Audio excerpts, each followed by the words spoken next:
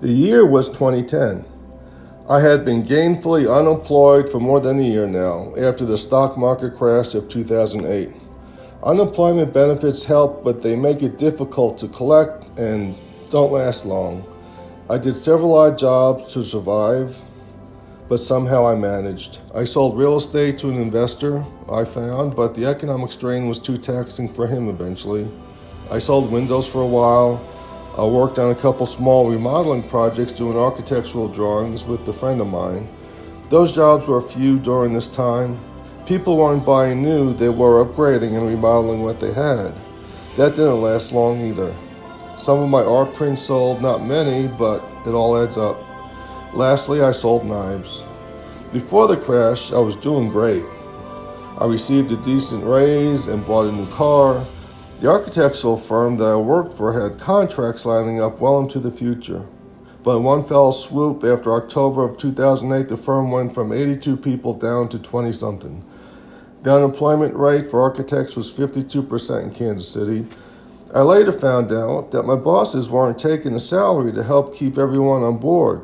The economic strain was too much for them too. They let me go with the modest 401k that I had to dip into to help me survive, which by the grace of God, I was able to do. Being unemployed or self-employed gives you freedom. Christmas was approaching and I was planning to visit my siblings in New Jersey. A 2-week holiday vacation was possible where it never was before. I did this trip from Kansas City, Missouri to Toms River, New Jersey on several occasions. Driving was enjoyable to me. I enjoyed seeing the sights like the Manitoba Bluffs on the Missouri River and the Arch on the Mississippi River in St. Louis. My mother, who was with me always, expressed her anxiety. We had 2 dogs that traveled with us, Cody, a golden retriever, and Jasmine, a pug. They were angels on the trip. Traveling east on I-70 in December that year with Mom and the dogs asleep, Mannheim steamroller, Christmas music playing, I reminisced about Christmases past. I was thinking about the time Santa paid us a visit on Christmas Eve. My sister, she hid under the bed. I received a model sailboat from him. My father would later take me to Hudson County Park to sail it on the pond there. Receiving my first 35mm camera as a gift one Christmas would send me on a photographic journey for life. It was a gift you could shoot without shooting your eyes out. I could picture my first music album ever in my hands. It was Simon and Garfunkel's greatest hits.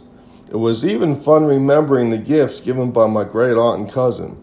They always gave what all kids dread, and that is underwear, socks, and pajamas. We missed a blizzard on that trip by one day. The storm in Ohio left cars stranded on the highway overnight. I can't imagine what that would have been like with my mother in the car. Instead, we got to enjoy the snow-covered fields with billowing white clouds and deep blue sky, snow-blanketed farms as far as the eye can see, with forests dressed in silky ice in between.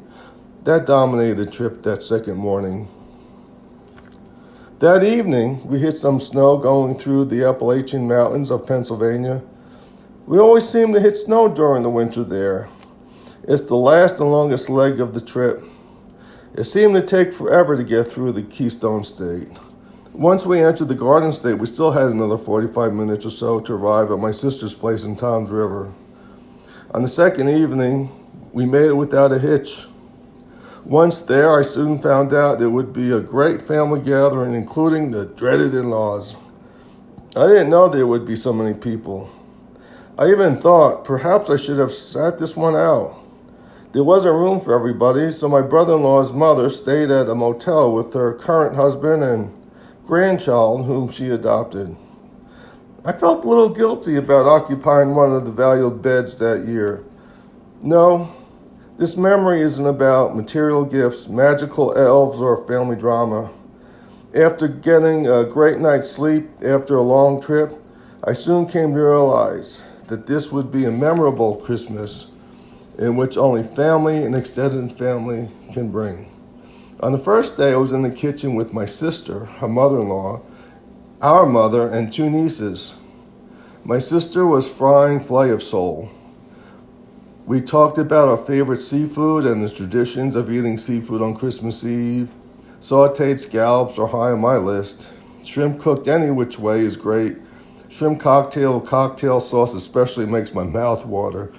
Mussels fra diavolo is a must while I'm visiting. If somebody had some spare change, perhaps we could add lobster and crab legs to the mix. Last but not least, flounder and codfish should be on the menu. At that time, one fish I wasn't familiar with was tilapia. I ate fish all my life and I never heard of it before. I brought it up in the conversation. All of a sudden, it was popping up on menus everywhere. I mentioned watching The World's Dirtiest Jobs. The show I'd seen was about tilapia being used in sewage treatment. I told the story and how they demonstrated the fish being used and harvested. The look of disgust on everyone's face was priceless. My niece said, "Yeah, you see them in sewage water in Florida." My thought was it was one step away from Soylent Green, a fictional food made from human remains. Not a Christmassy food to be talking about. One thing that must be done during the holidays is to watch Christmas stories. Polar Express is my newest favorite. My brother-in-law, and I can watch Rudolph, It's a Wonderful Life, Miracle on 54th Street, A Christmas Story, Christmas Vacation, and all the rest over and over again. It's a must. The sounds of one of the movies could be heard as background noise at any one time. The women in the family do not understand. They don't get it. Asking why, how can you watch something over and over again? Part of the reason may be we have a Y chromosome and they don't. The chaos of all the people visiting was joyous to me, with different people coming and going. One evening, my brother-in-law had some of his bodybuilder buddies visit for drinks and hors d'oeuvres. The men sat and talked in the kitchen, and the women sat around the dining room table. I was in the living room within earshot of it all. I didn't pay much attention to the conversation until I heard the word fart. The word fart coming from an attractive woman's mouth is not something I thought I would be hearing. I learned something new. Bodybuilders have an issue with flatulence. These women shared epic fart stories they experienced with their men. I had to do everything I could to keep from rolling on the floor laughing. Because of their high-protein diets, weightlifters are prone to flatulence. I don't remember who had the most epic experience, but I'm guessing it was most likely my sister. Because if there is something my brother-in-law can do is pass gas, I can never look at a pretty woman the same way again. Or Arnold Schwarzenegger. A high-protein diet has its issues. I guess I was expecting them to be talking about Barbie dolls or something. We had a snowfall the next day. What Christmas holiday would be complete without one? Especially seeing my niece's child witnessing his first snow. Living in Florida, he wouldn't know of such wonders. The joy of watching her boyfriend build a snowman and a snow fort created a magical glitter in the eyes of a child. A blessing to witness I'll never forget. There was no need for plastic decorations you had to tie down to keep blowing away in the wind. We had the real thing. A couple nights we played games. One in particular was Cards Against Humanity. The game is obscene with risque answers that won't tell in the Utah story, but funny nonetheless. Trivia was also on the table. I told a classic story of what happened at a great friend's house in Kansas City. We played a trivia-like game. During the game there, I looked at my card and saw what I had to portray to my partner. I put my hand on my forehead and looked down in sadness and pretended to try not to cry. My friend's brother blurted out, "Walter Cronkite!" I picked up my card and turned it around to reveal the name, Walter Cronkite. Laughter broke out in the room. Everybody was stunned. My friend's mother said, "How the hell did you get," pointing at the card, "that from that," then pointing at me. I said, "Well, that was a reaction that Walter had the moment he read the news bulletin live on the air that John F. Kennedy was assassinated." Being happily unemployed, I had a few hustles going on. I brought my magic bag of knives. I got paid for doing presentations, so I did as many as I could. One was to my niece and her fiancé from Australia. What do pieces of leather and a copper penny have in common? My knives could cut through them like going through butter. I had the audience cut a piece of leather with their own knives. I applaud them on their effort as they struggle through it. I then take the piece of leather and fold it in half. With ease, my knives glide through the tough cowhide. Then I take a penny and cut it in half effortlessly with my pair of kitchen scissors. "Sold," said the man with the Crocodile Dundee accent. Great, I thought, but it turns out I couldn't export them down under. To make up for it, my sister's brother-in-law's wife gave a contact to one of her good friends. Voila! Over the phone, I made a sale of a set. My nephew was just a toddler this holiday season, but old enough to understand the wonder of Christmas. I had the pleasure of assembling a gift for him. I couldn't help but reminisce about my dad, who was no longer with us. I remember peeking out my bedroom door and spying on my father as he assembled toys till the wee hours of the morning, starting on Christmas Eve. In a small way, I felt like I was stepping into his shoes. I tore all the parts from their cardboard and plastic. I disengaged parts from their wrappings.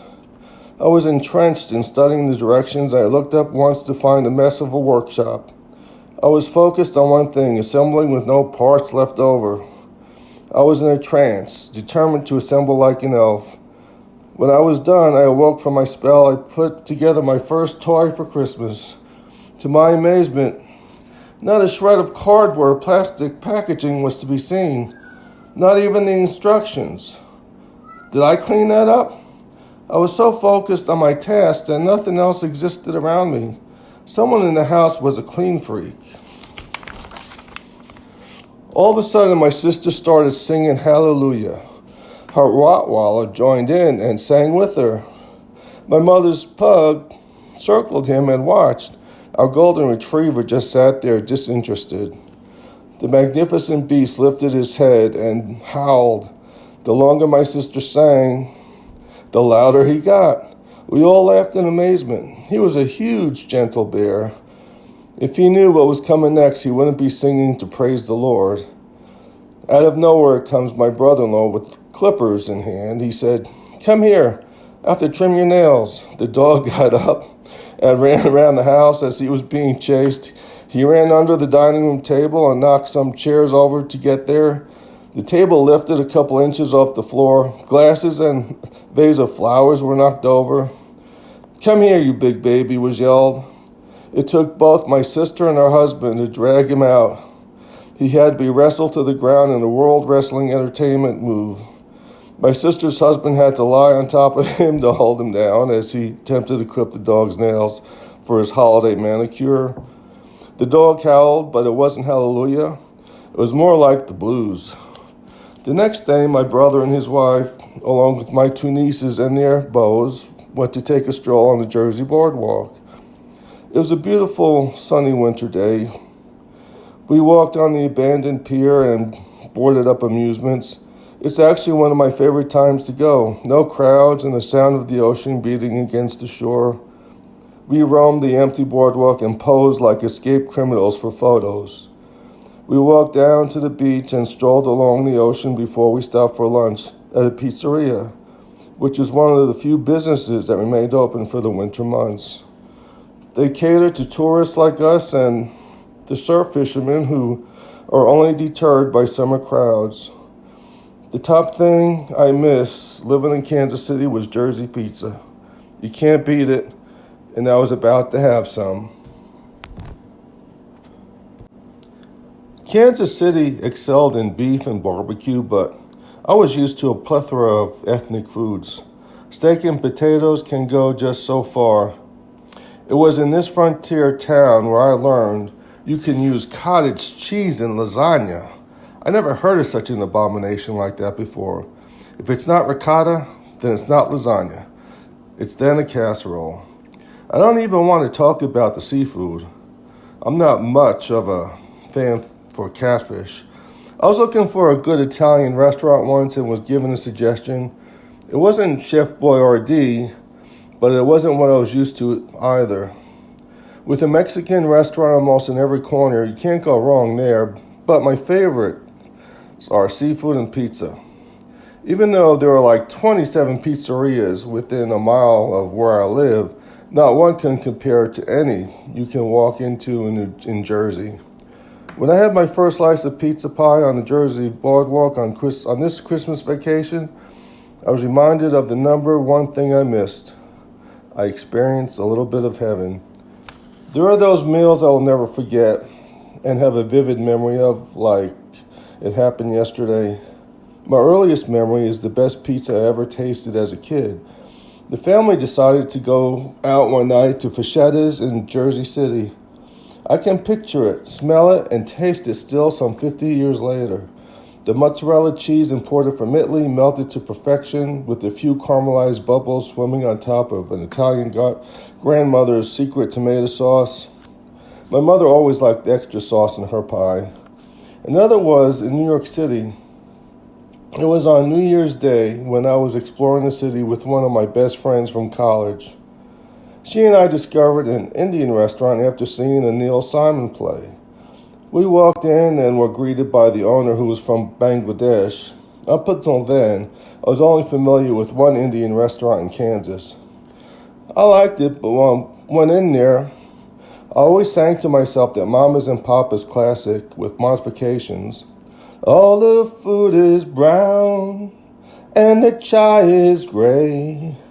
I went for a walk on a winter's day. We went for a walk and we found this grand opening of this New York gem. The atmosphere was festive. I ordered an assortment of chutney to go with my naan and buttered chicken as the main course. The presentation was gorgeous and colorful. I was astonished on how beautiful and delicious Indian food could be. This just wasn't food. It was cuisine, a variety of sweet, sour, spicy, and savory flavors I'll never forget. It was at Lake of the Ozarks in Missouri at the Lodge of the Four Seasons that contributes to another food memory. I was there for a convention and I helped my boss from the architect firm. I worked at our booth. After giving sales pitches all day, we went to the all-you-can-eat buffet. We inspected the layout. This was no ordinary fast food chain buffet.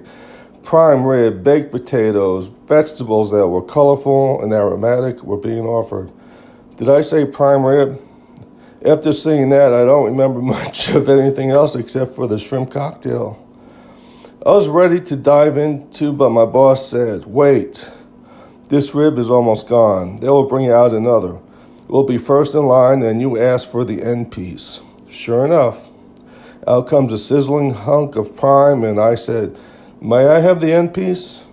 My boss had noticed where he was slicing and said, "No, the other end." The server places his knife on the beef and looked up at me for approval. I said, "Make it a little bigger." He moved the knife and I nodded in approval. I added twice baked spud and some veggies. I sat down with my plate and took my knife and carved into the burnt fat exterior to reveal the juicy pink meat inside. What happened next would be a taste of paradise. Juicy and tender melted in your mouth beef encased in crispy fat sat on my tongue with a flavor that has no equal. I could faint just thinking about it today. In Missouri, with beef, you can't go wrong.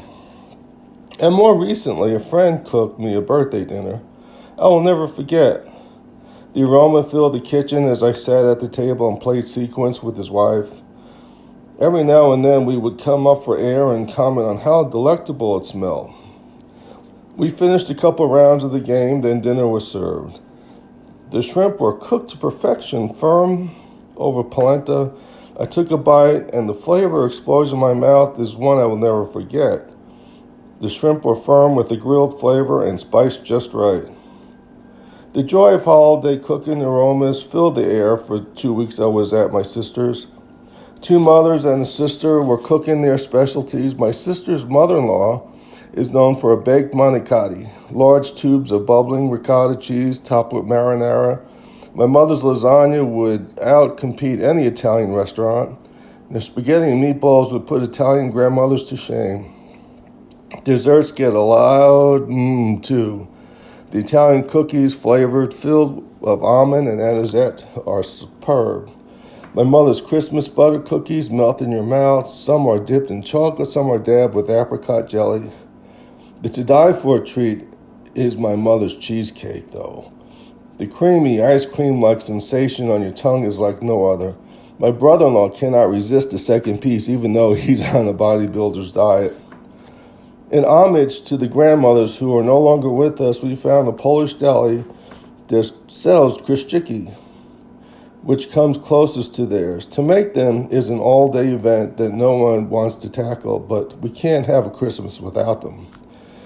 They are melt-in-your-mouth delight, described as angel wings, made of thin dough, deep-fried, shaped to look like bow ties. Once dried and cooled, they are sprinkled with powdered sugar. With a slight hint of citrus and vanilla, the delectable pile doesn't last long. Around a moment alone in the house, I indulge in my mother's Christmas cookies. Cookies and milk is one of my favorite weaknesses. I enjoy the melt-in-your-mouth sweet sensation. I couldn't resist another helping. I get up and open the refrigerator for another glass of milk, and I'm thinking, am I going crazy? There's no milk container where I just left it, just moments ago. I looked all over the shelves. I moved things around and see no milk container. How could that be? I said to myself. I backed away and get ready to shut the door. There it is on the refrigerator door. I know I didn't put it there. Am I crazy or is this place haunted? I thought I brought it up to my sister when she came home. She walked up to the kitchen cabinets and opened them. She pointed to the cupboard where everything was neatly placed and in alphabetical order. With my husband, everything has its place, she said. I thought I was alone. Be careful of what you do when you think you're alone, I learned. The funny thing is, I really don't recall everything I ate on that Christmas vacation except for the pizza and cookies. I don't actually remember eating everything we normally have. It would have been a mixture of Polish and Italian traditions, but I'm struggling to remember. From the Feast of Seven Fishes, the ham and turkey must have been served. I know there must have been mushroom soup. I know there must have been babka, horseradish sauce made with pickled beets. I know there must have been desserts and salads galore. I just don't recall. Christmas Day, we were going to my sister-in-law's for dinner. After we opened presents, we soon went. One present I got was socks and underwear. As an adult, that's a gift you don't mind so much. With fresh underwear and socks, off we went. There were about 15 of us to gather for the feast. I inspected the Christmas tree, which one of my favorite things to see. Lo and behold, I see a handmade Christmas card on the tree. It was one that I made. I've been making my own for years. To see it hanging on one's tree made me feel proud. In the kid's voice, I said, I did that. The call to the dinner table had been made. I moved on from admiring my own work to the dining room table. The table was set beautifully, which will soon be wrecked and unrecognizable as it should be after a feast. We all sat down as the hostess brings out bowls and trays of food. She takes foil off of one and prepares to serve. With tongs in hand, she asks, does anyone want tilapia? Everyone just looked around at each other with jaws dropped and eyes open. Confused by everyone's reaction, she asks, what's wrong? I hesitate and gain the courage to tell her. I said, well, I never heard of tilapia before, and all of a sudden it's appearing on menus everywhere. I think to myself as a seafood lover, but how come I never heard of this fish? It must be cheap and mass-produced somehow, I thought. Then I watched an episode of The World's Dirtiest Jobs. To make a long story short, they use tilapia in the process of sewage treatment. It eats human waste. We were discussing seafood the other day, and I told that story to everyone. You weren't there to hear it. The host said, "You've got to be kidding me." I burst into laughter. I couldn't hold it in. I had tears in my eyes. Her husband said, Give it here, I'll have some."